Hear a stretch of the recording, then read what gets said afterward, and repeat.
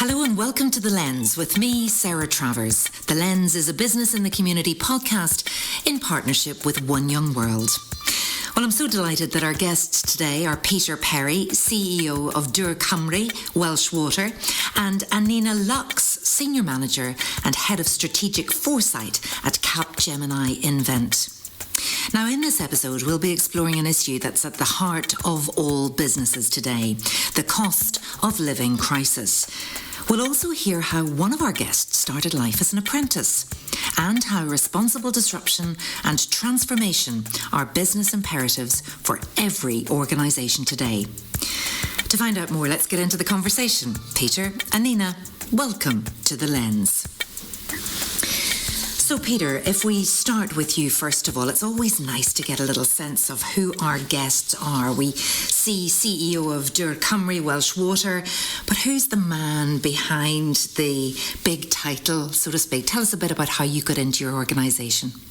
Do you know, it was all a bit of an accident, if I'm honest. I left school back in 1980, God forbid, and I must tell you, had no real idea of where I was going to end up and what I was going to do. I lived at the time in South Wales, full of heavy industry, and the normal route was into that. But I just got an opportunity to go and see if I wanted to become an apprentice at our local water company.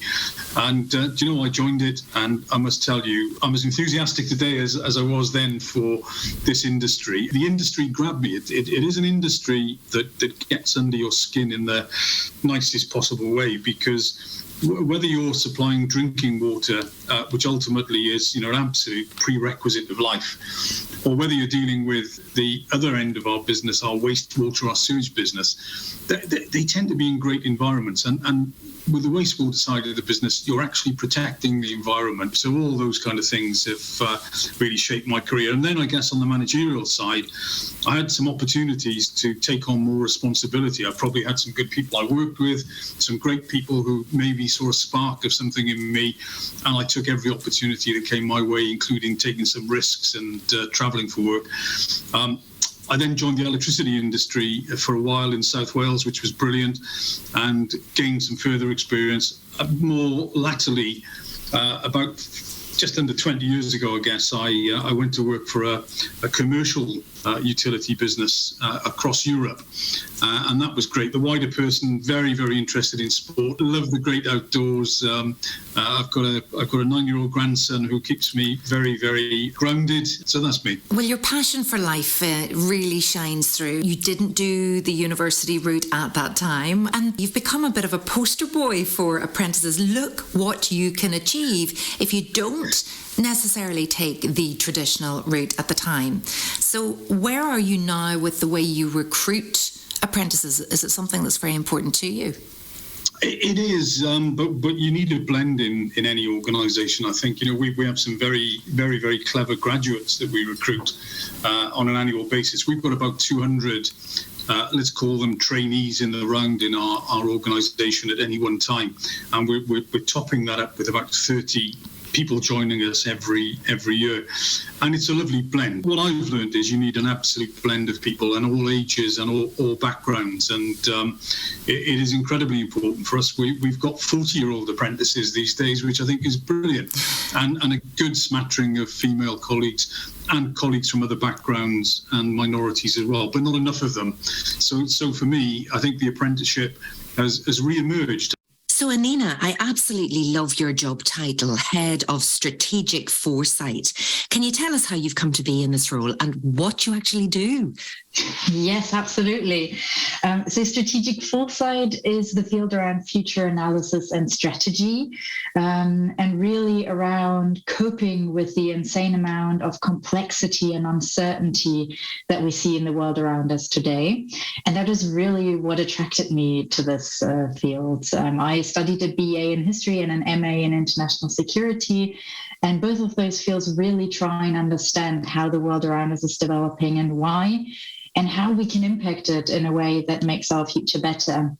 And when I came out of those degrees and also looked around for opportunities to really do that and build a positive future, strategic foresight kind of crossed my path, and I decided that that's absolutely perfect for me and the right way to make a positive impact and to build the future that I really want to see for myself and for all of us.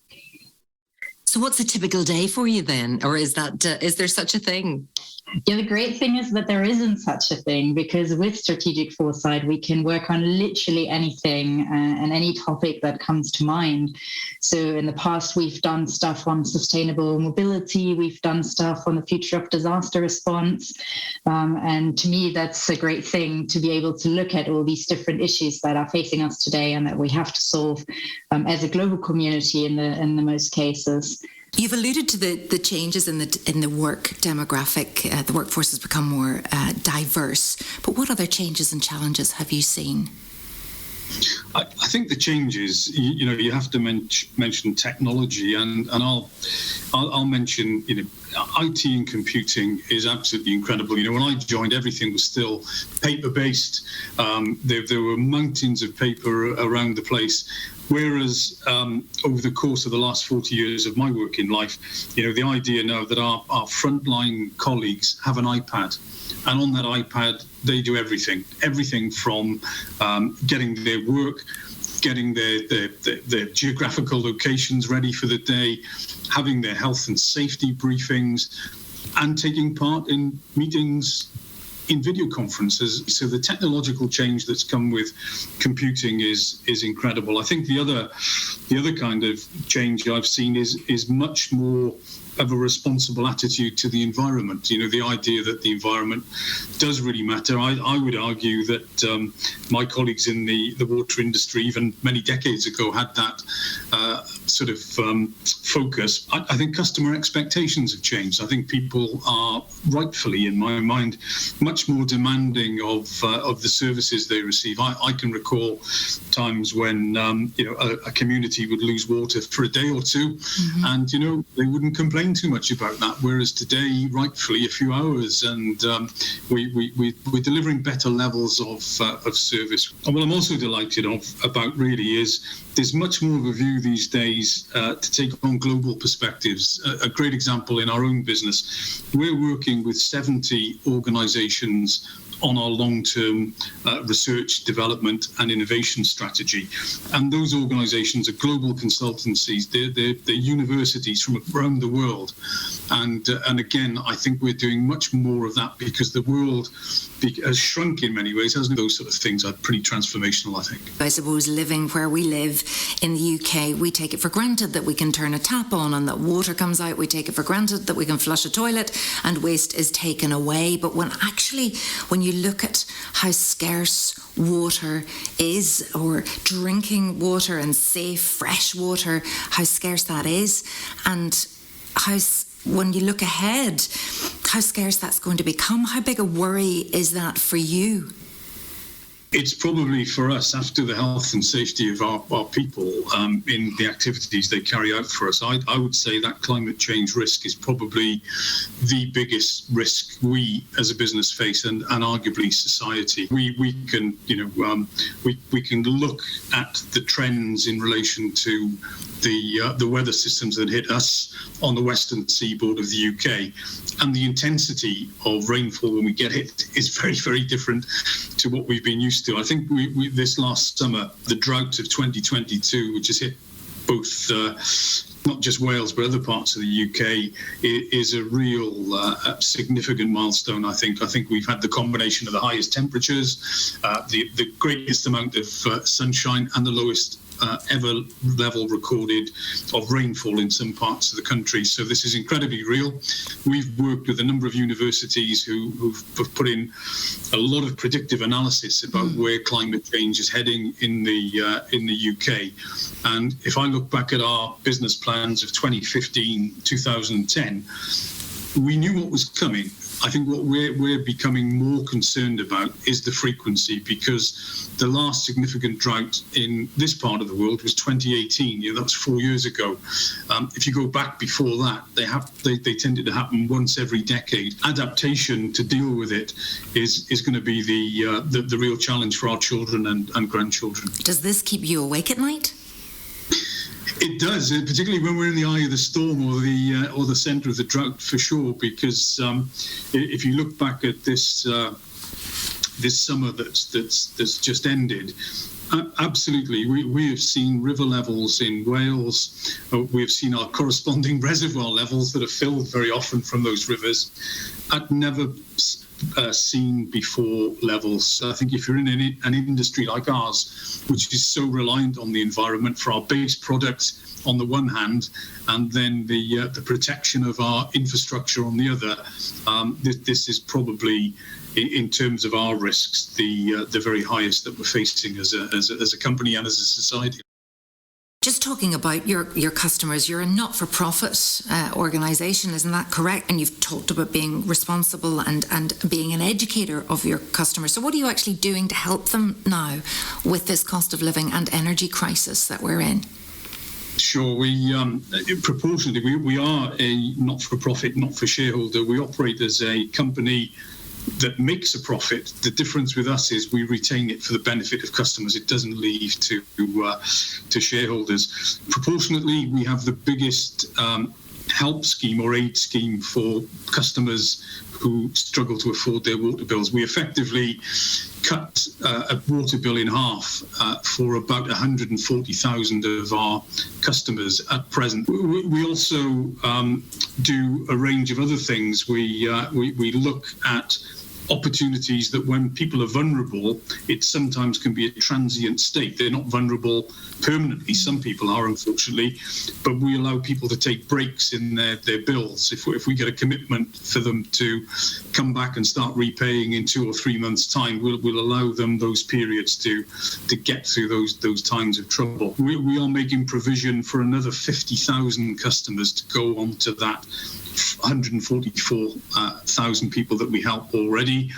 And then the third thing I'd say, and it's a horrible turn of phrase, but the group that we are increasingly worried about, and we interact with these customers, are people in our contact centres every day, are those known as the working poor. So they're not entitled to any form of universal credit, or they're not entitled to any form of state benefit, but they struggle to make ends meet, and they have something known as a negative budget.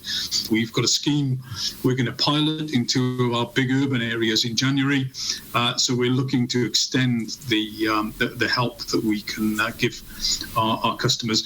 And similarly, we're trying to be very fair to our own people as well, because we know our employees are up against it.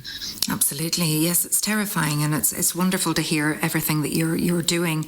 Annina, what are your thoughts on the cost of living crisis then? I noted your recent comments on how crucial it is for us to be future ready for disaster response, but this disaster is sitting right at our door now, and how can businesses make a difference in how they respond?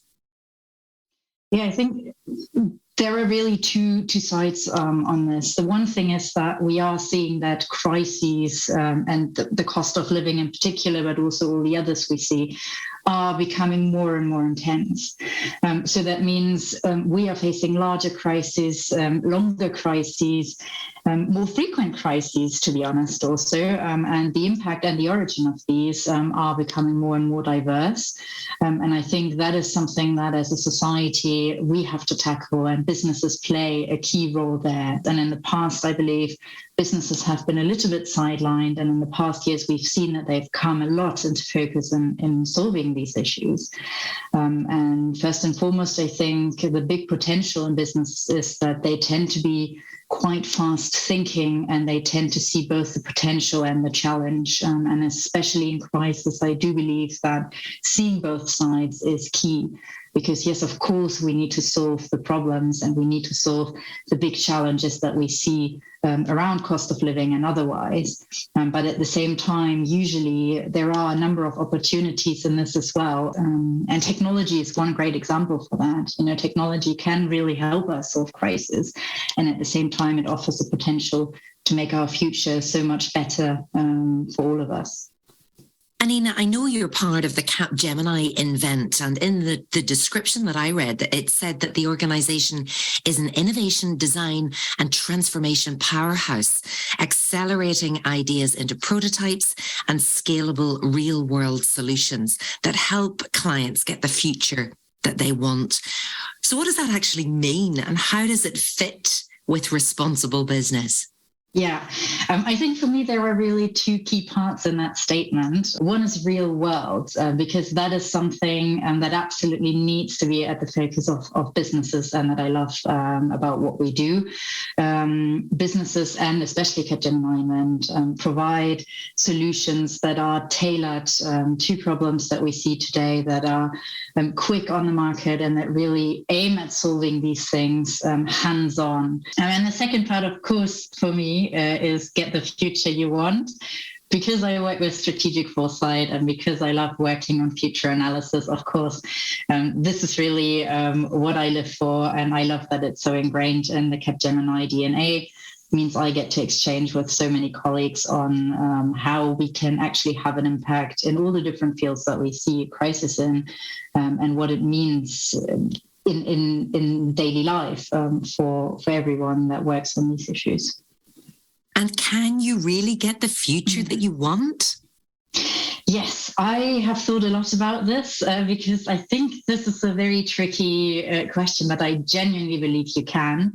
And I think especially in times of crisis, we need to become the architects of our own futures and our own positive futures.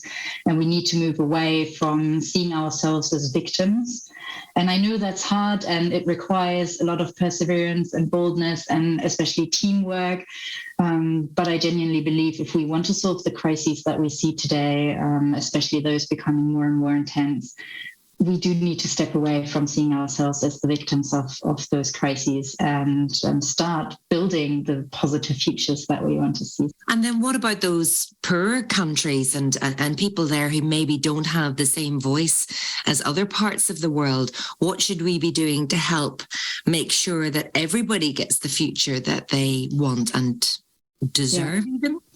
That is a really, really good question, and one that's really dear to me because aside from working in Foresight, I also founded an NGO a couple of years ago that specifically looks at this issue. And I think the key point here is that what we can do and what people there can do are two very different things. And to me, it's always very important that the solution comes from the people that face the problem, supported by, of course, everyone else who can support that.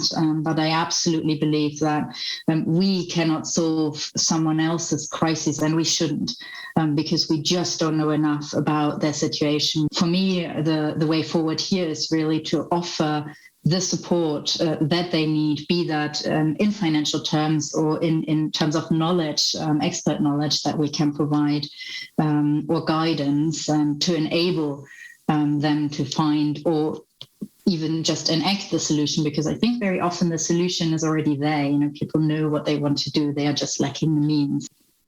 So let's talk about disruption. It's a term I'm hearing more and more, and especially here on The Lens. I'd love to hear from both of you what your views are on businesses being disruptive. How does it actually work? And what are the benefits to people, the planet, and the places in which you work? I think I touched on it slightly earlier on in the sense that most utility businesses are information rich. We collect loads and loads of data. Where we were off the pace in the past is that we didn't have a data science capability. We've now got a team of nearly 50 people here in data science. If you'd asked me that 10 years ago, I wouldn't have even known what data science was, to be absolutely candid about this. The big disruptor for us apart from climate change, but to deal with it, is to be able to take that information and turn it into meaningful intervention. And what do I mean by that intervention? With data science, we store water in things we call service reservoirs. These are concrete tanks that supply towns and villages with water. They're all over the world. You often don't see them. They're buried underground. We've got a tool that our data scientists have built that can tell us which ones are most at risk of having some form of bacteriological contamination. 10 years ago, that thinking wasn't there. And the idea that we have that in-house, that capability is incredible. We have thousands of remote monitoring alarms across our networks, something called telemetry. We've now got artificial intelligence telling us which one of those assets is either going to fail or has the potential to fail.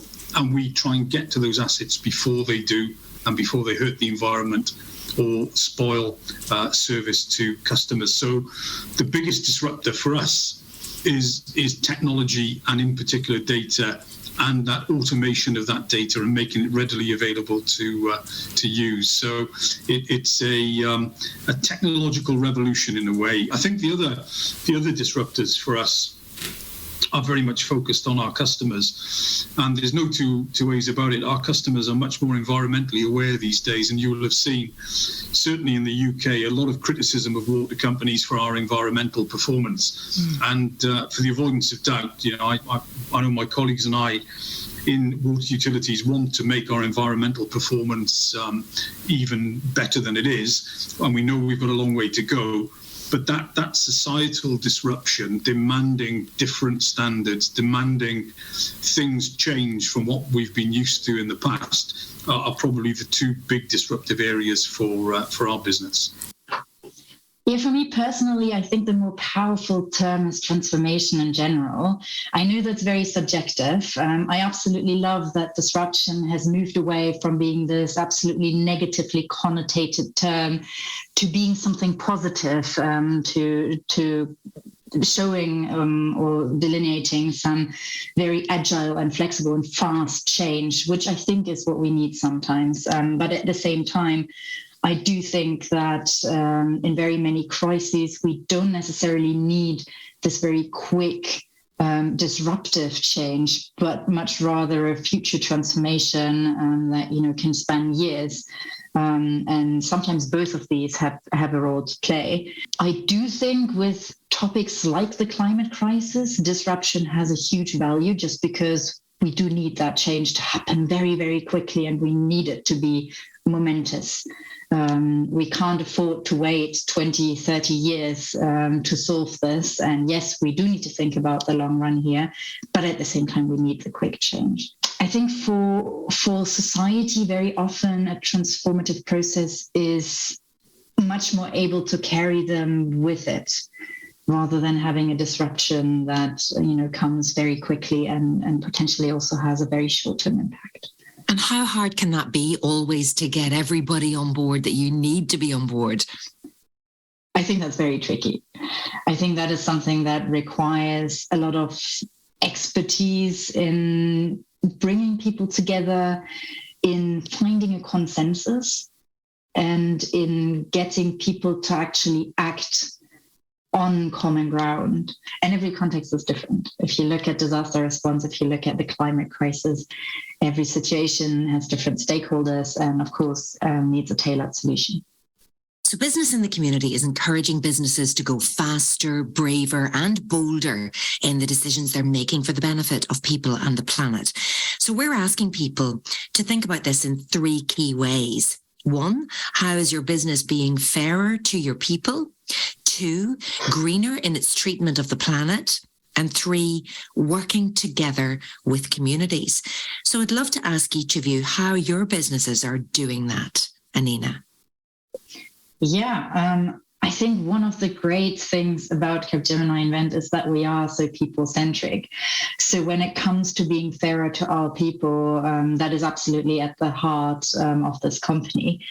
And to me, it's the great thing about it is that we don't have a one-fits-all plan for this. Of course, we have all sorts of measures in place that make sure that we have well-being in the job, that we have diversity in the job, and that we ensure, for example, that people have a work-life balance that fits to their needs and their family situation or otherwise. But at the same time, what I really, really enjoy is the ability to pursue and get support for the idea that matter to me, for the things that I want to put into practice, that I want to do. I think pro bono and corporate social responsibility are also really key ways on impacting not just our people, but the people around us. And that's something else that I absolutely love about Capgemini, being able to participate in pro bono projects, to drive corporate volunteering, and to drive different other things that really impact the society around us. Sure. I think starting with our people, again, going back to COVID, within 2 or 3 weeks, we had everybody who could work from home, working from home. And it's been really successful for us. And I know some companies are bringing people back in. We're not doing that, because what we've managed to do is consolidate our office accommodation into some really high quality centres now, and we see the advantage to our people to be able to work at or work from home. And the feedback I get from colleagues is the ability now to provide care to children, to provide care to relatives, and to miss the commute and the carbon saving. We're definitely going to do that. The other thing, the standard things like commitment to the real living wage, treating people equitably, giving people career paths. I could go on, but I must say I think the balance between employer and employee has changed somewhat from COVID. I think greener in terms of treatment of the planet is what we do as a business. We protect the environment, and we're looking to reduce carbon. We're going to be net carbon zero by 2040. We're going to be 90% of the way there by 2030. And day in, day out, we've got women and men in this organisation that are trying to prevent pollution. So in terms of being greener and doing those things, big role, I think, for our customers in all of this, and engaging with them to take them on that journey with us. And in terms of the communities, we invest at a rate of about £1 million every single day in our capital programme. And we've built something called water resilient communities, because what we've found is we can go into an area and we might lay a dirty grey water main, or we may build a big sewer. And traditionally we've gone in, done that, moved on. The disruption that can come with that is enormous. So we've got a program called Water Resilient Communities. What that does, it goes into a community, works with local authorities, works with the third sector, and we'll talk to communities about things like how vulnerable people can reduce their water bills that we touched on earlier.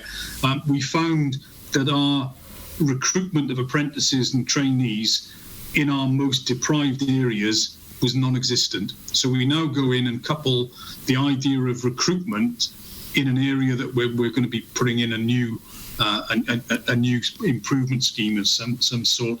The other thing we have, going back to a very different part of our business, we have a recreational business. Across Wales, we have 5 visitor and water sports centres.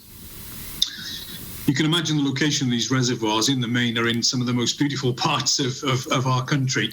And the idea of offering our customers that different dimension, the idea that you can be as passive as you like. You may just want to go there and walk around the reservoir.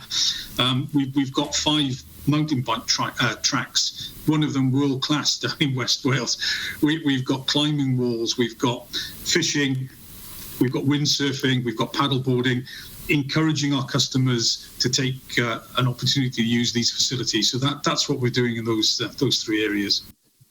So you've mentioned the pro bono work, but as a responsible leader, what, Annina, are you committed to doing more of or less of in the coming year, you personally? One thing that I have set as a goal is to talk more with people. And I know this sounds very odd, but I think it's really absolutely key that we have conversations, that we have dialogue with people that we don't maybe necessarily speak to, people that hold opinions that are not our own, and also people that are perhaps close to us in our own context, but that we don't usually engage in a conversation about a particular topic. And I found for myself and for my work, that's absolutely enriching in giving new impulses and bringing up new dimensions on how we can become better for society, for the planet, for ourselves in general.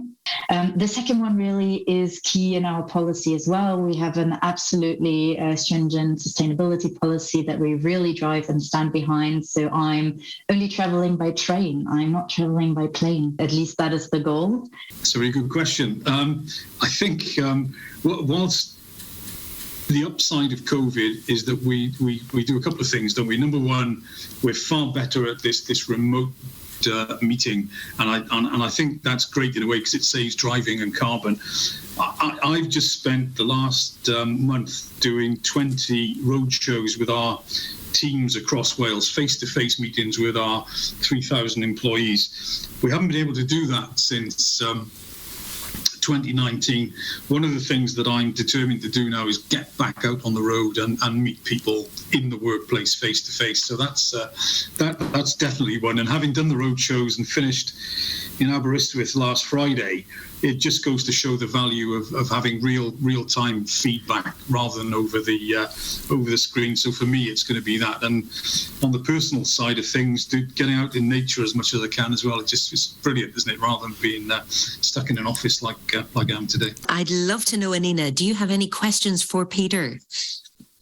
Yes, in fact, I do. So, Peter, water is a necessary resource to live, and water, of course, is also classified as a critical infrastructure. The Ahrtal flood we had in Germany last year drove this home for all Germans. We can't live without water supply. Yet the vast majority of citizens seems to be completely unaware of this. In Germany, most people don't know much about the resilience and emergency planning for water providers. They don't store their own water for crises. And I was really wondering, what is your view on that? What is sensible for citizens to do here? And what is the government's or water providers' job in this context? I think the whole issue of responding to incidents like Ahrtal, we had this huge summer flood and lots of infrastructure knocked out for a number of weeks. Really, what water utilities do on a global basis is try and get on the front foot with this and give our customers as much advance notice of loss of supply. So my sense is the idea of storing water is probably impractical for many people, but the way to tackle this is through our communication with customers as an event comes along. What I've seen happen in the UK with winter storm events is that we get notifications out to customers as soon as we possibly can when we know there's going to be trouble. And I would argue that is probably the best way of dealing with this, rather than having this idea of people storing water which may never be used and in itself is not probably that's such a good idea or that practical. And Peter, do you have any questions for Annina? Annina, you do an awful lot in your job of looking at futures. What I would like to know, and it's hinted at in your biography, you're looking for positive futures. What's the best example of a positive future you could give us? Great question. That is a really good question, Peter. I think the great thing about looking at futures is that you realize there are so many positive ones. When we build future scenarios, we always have a very negative scenario and we always have very positive scenario. So in each scenario set I see, be that on the future of sustainable mobility, the future of sustainability, the future of disaster response, we have one very, very positive scenario. And to me, that is always the vision I like to strive towards. It tends to be quite specific, but there are certain criteria that kind of occur in all of the scenarios that are the very positive ones. And those really are a society that is engaged in decision making, that has power over making decisions or impacting politics, impacting the economy in the way they want it to be. policies that are transparent and diverse and inclusive by nature and by default, really, rather than that being a fight, and also an economy that is fair in building shares for everyone. So really, of course, these are very broad categories, but those are things that we see in almost all the scenarios. Another one is technology. I think technology is something that has an immensely positive impact, or can have an immensely positive impact. And really, with all the scenarios we build, we see that there is so much potential there to give us a better future if we can manage to leverage that potential. It has been a joy talking to you both today. Change is inevitable, but with strategic foresight, we can be future ready with the data, the information and the strategies. And we can still have a good life, hopefully. Thank you so much for joining us today. Peter Perry, CEO of Cymru Welsh Water, and Annina Lux, Senior Manager, Head of Strategic Foresight at Capgemini Invent. You've been listening to The Lens with me, Sarah Travers. If your business would like help to become more responsible and ensure your workplaces are fairer, you enhance the planet by becoming greener, and work together with others, get in touch at www.bitc.org.uk.